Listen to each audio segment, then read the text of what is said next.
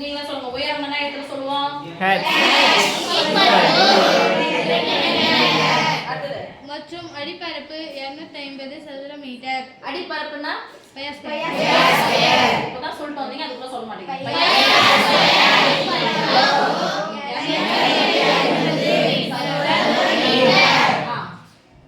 கொண்ட ஓர் உருளையின் கன அளவை காண்க உருளையின் கன அளவு அப்ப எழுதுங்க உருளையின் கன அளவு ஈக்குவல் டு ஃபார்முலானது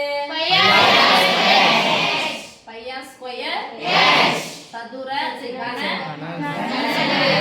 கன சதுர அளவுக்கலாம் ஈக்குவல் டு பையா ஸ்கொயர் என்ன கொடுத்துட்டாங்க 2